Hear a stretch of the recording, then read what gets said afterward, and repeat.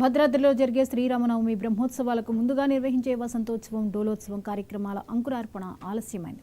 సాయంత్రం 6 గంటలకు ప్రారంభం కావాల్సిన కార్యక్రమాలు రాత్రి 9 గంటలకు ప్రారంభమయ్యాయి. దీనికంతటికీ అర్చకులు కారణం కాదు, ఆలయ ఈవో నిర్ణయమే కారణమని స్థానాచార్యులు స్థల సాయి ప్రధాన అర్చకులు విజయరాఘవన్, రామస్వరూప్ మురళి పేర్కొన్నారు. ఈ మేరకు కారణాలను వివరిస్తూ ఒక వీడియో విడుదల చేశారు. ప్రధానార్చకుల్లో ఒకరైనటువంటి అమరవాది శ్రీనివాస రామానుజం గారు, వీరిద్దరూ గత వైశాఖ మాసంలో 2024లో వైశాఖ మాసం నుండి ఇప్పుడు 2025 వైశాఖ మాసం వరకు కూడా, చైత్రమాసం వరకు కూడా వచ్చేటువంటి శ్రీరామనవమి ఉత్సవాలకి, బ్రహ్మోత్సవాల వరకు అప్పటి నుండి అనమాట ఆ నరసింహస్వామి బ్రహ్మోత్సవాలు ప్రారంభించి ఇప్పుడు ఈ శ్రీరామనవమి బ్రహ్మోత్సవాల వరకు ఈ సంవత్సర కాలంలో జరిగేటువంటి ఉత్సవాలను కూడా వాళ్ళు నిర్వహిస్తూ వస్తున్నారు. దాంట్లో భాగంగా ఇంకా చివరి ఘట్టం వాళ్లకు బ్రహ్మోత్సవాల కంటే ముందు ఇప్పుడు బ్రహ్మోత్సవాల ప్రారంభం, కళ్యాణ పనులని ప్రారంభించేటువంటి ఈ వసంతోత్సవం అనేటువంటిది చిట్ట చివరి ఈ ఉత్సవం అవుతుంది.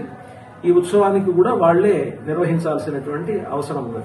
అంటే వాళ్ళని ఏర్పరచుకున్నటువంటి నియమం ప్రకారం దాంట్లో భాగంగా వాళ్ళు 13వ తారీఖున ఉండవలసినటువంటి అంకురార్పణ కావచ్చు, 14వ తారీఖు చేసినటువంటి ఈ వసంతోత్సవం, డోలోత్సవం కావచ్చు, వీటిని ఈ ఇద్దరే నిర్వహించాలి ఆచార్య బ్రహ్మలుగా ఉండి.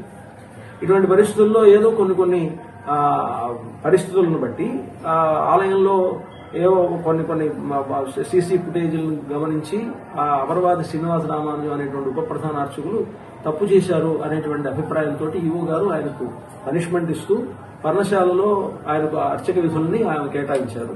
అది ఆర్డర్గా మనకి ఇచ్చారు, అమరవాది శ్రీనివాస రామానుజం గారికి ఇచ్చారు. ఆ ఆర్డర్ను ఆయన అంగీకరిస్తూ ఆ ఆర్డర్ను దృష్టిలో పెట్టుకుని ఆయన పర్ణశాలకి వెళ్ళడానికని ఈవో గారికి జాయినింగ్ రిపోర్ట్ కూడా ఆయన ఇచ్చారు. ఇది ఇచ్చినటువంటిది 9/3/2025న ఈవో గారు ఆయనకు ఇచ్చినటువంటి పర్ణశాలకు మారుస్తూ ఆయన విధులకు ఇచ్చినటువంటి